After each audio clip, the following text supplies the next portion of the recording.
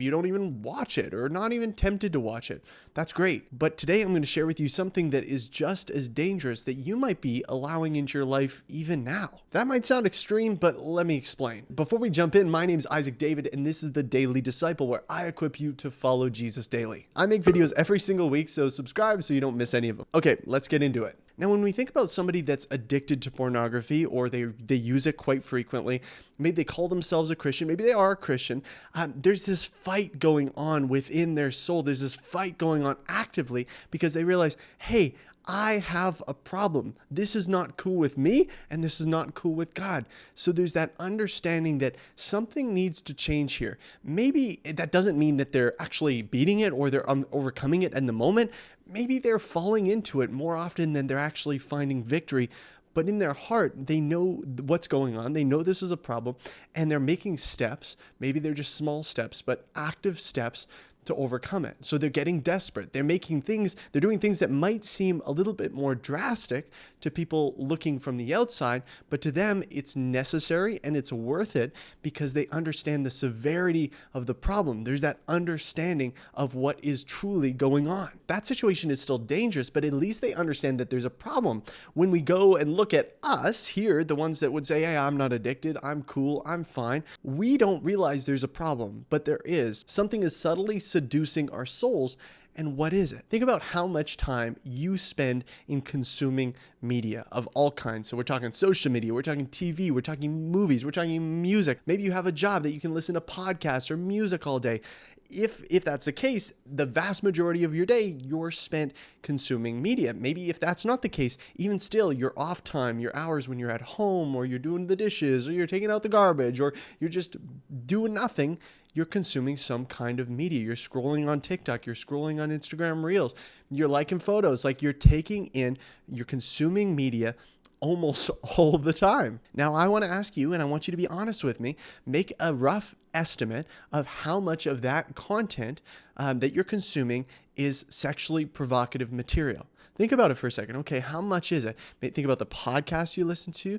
Maybe it's not directly or overtly sexually provocative. That's the whole point of the video. But is it included in there? Is that included in the podcast? Is that part of the jokes that they're making? What about the music that you're listening to? What percentage of it is it? And when you think about it, maybe you'd say, oh, maybe like 5%, maybe like 10%, 25%, maybe even like 3%. I want to ask you a serious question. Like, what do you think that material is doing to you? What do you think those sexually provocative jokes or that music or the imagery used, it's like, is that good for your soul? Is that good for you? You'd probably say, well, if you're a Christian, you say, no, that's not good for me. I know that. I know that's not going to be building me up, but it's such a small portion. If I were to give you a cup of water, and I were to offer it up to you and say, hey, I just poured this glass of water for you. I know you're pretty thirsty. You can go ahead and drink it.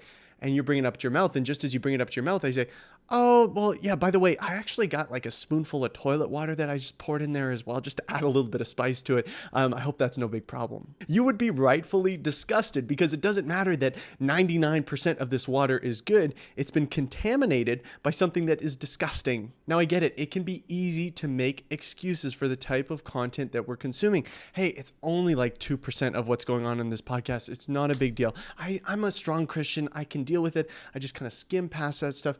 It doesn't affect me. It's all good. And I was in the exact same boat. I listened to numerous comedy podcasts throughout my late teens and just as I was at work listening to these podcasts, and I find them so funny and I really enjoyed the humor in it. But then there'd be times, maybe 10-minute periods, 5-minute periods where they'd go on tangents of really kind of sexually perverse, lines of thinking, and they'd laugh about it and then maybe they'd move on to something else. Now, if somebody were to ask me at the time, Isaac, why are you listening to that? I would say, hey, I get that that's not the best thing to listen to, but at the same time, I'm a strong Christian. I know that that's wrong.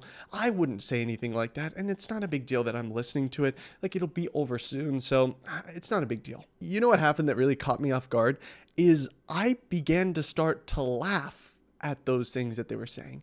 And I began to kind of think up my own jokes in that context too, my own dirty jokes, or laugh at other people's dirty jokes in person, things that I would never laugh at before, but because I had trained my conscience to be okay with it, that this is something that I can consume in, good accord with God, that I'm okay. The Bible talks about guarding your heart. And we got to be honest with ourselves when we say, are we really guarding our heart? Are we letting intruders in through the back door or through the window because it's not a big deal or there's not that many of them? It's like, no, but really, why are we doing this to ourselves? We know that these passions wage war on our souls. We know that God hates sexual immorality. He hates those jokes. He hates that imagery. He hates sexual perversion and sexual distortion of God's good design. So why are we going to play into it? Is it just for our own personal enjoyment, just because we're having a good time? How lightly do we value our relationship with God if we're going to just let this impede on our relationship with him? Maybe you, like me, think about being married one day and you think, when I'm married, I will do everything to protect my marriage. I will do whatever it takes to make sure that it is strong and it is healthy, and I'll do whatever it takes. But then we turn to our relationship with God here and now and we say, well, I enjoy watching this, or I like watching this movie. I know it's got plenty of nudity in it. I know it's like not, God glorifying at all, but still, like, it's not a big deal, and, God's okay with it, whatever. Really? We're so passionate about this idea of protecting our future marriage or our current marriage and our spouse, and yet when we turn to God and our relationship with God, we're just so quickly to just let things impede on it that are going to cause walls of just disconnection between us and God, that it could put strongholds in our life that are like, man, I got to kind of sort through this muck and this mire. I can't really see God that clearly right now because I'm still enticed by sin and my affections are towards sin and not to God. I had to be really honest with myself, and I gave up pretty much all the comedy podcasts that I was listening to because they were just so filled with sexually provocative jokes, and it just wasn't good for my heart, wasn't good for my soul. Those aren't the kind of things that I want my brain to be thinking about or my mind to be going or for me to laugh at. I don't think that's God glorifying.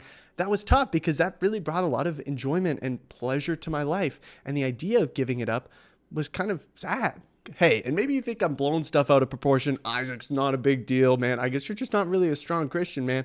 It's okay. You got to do what you got to do, but it's fine for me. Like, okay, if that's how you feel, that's okay. I don't need to try to convince you ultimately that my standards are the perfect standards. All I'm saying is I want you to be careful because these things are not neutral. It's not that it just kind of goes in one ear, out the other. It is impacting you. I think about when a few years ago, I was really not eating well. I was eating like junk food all the time.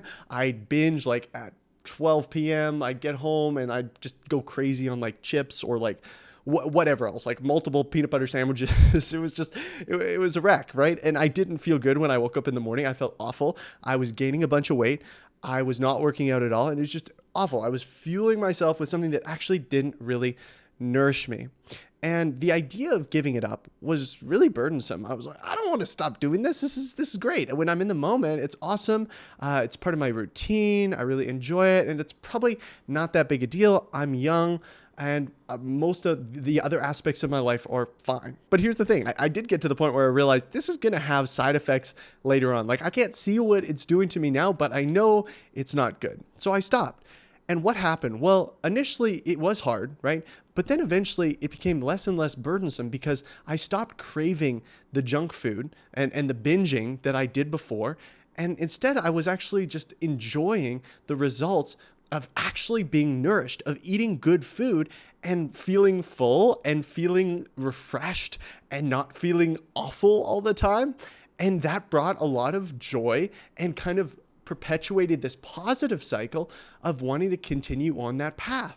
Instead of, if I were to just continue and say, well, it's too burdensome, like I don't want to give up the stuff I already have, you need to realize first that maybe you don't see what it's doing to you now, but you got to look longer down the road. You got to look further down the road to realize, have a little wisdom here and say, okay, this isn't neutral in my life, and this isn't a positive thing that I'm taking this in. So why am I going to do this? Why do I want to just continue to invite this into my life? I'm not saying you can't watch videos anymore or listen to podcasts, but I'm saying let's reorient our attention and our affection off of these things that are not going to be good for us onto things that are This is how the Bible addresses the sexual temptation that we might experience. For the lips of the forbidden woman drip with honey. Her speech is smoother than oil, but in the end she is a bitter wormwood, sharp as a two-edged sword. Her feet go down to death. Her steps follow the path to Sheol. The key point of this video, honestly, is that we got to stop putting pornography in its own box and everything else in like a, okay, Christian discernment type of box. No. It's not just that pornography is waging war on our souls and it is the seductive woman that has honey on her lips and that is leading you to death. It's not just pornography. Actually, that box is a lot bigger than we would expect. But instead, we've kind of numbed our conscience because, it's not on, the porn website. No, it's just on YouTube. It's not a big deal. It's just on TikTok. It's not a big deal. Instagram. No. We want a sensitive conscience. Something that we know where, okay, God, this is not honoring to you. I'm going to look away from this. I'm going to scroll away from this. I'm going to block this person. I'm going to unsubscribe from here. I'm going to stop listening to this podcast because I care about walking in holiness. I choose holiness over honey, over instant gratification. I want a lifelong legacy of choosing God over sin. And God is going to empower me to do that. When I walk in the Spirit, I will not gratify the desires of the flesh. But we need to pray to God. We need to ask him, hey, God, this is where I'm at. I'm sorry for not really acknowledging that this has been a sin in my life. I'm making excuses for it. I'm sorry for that.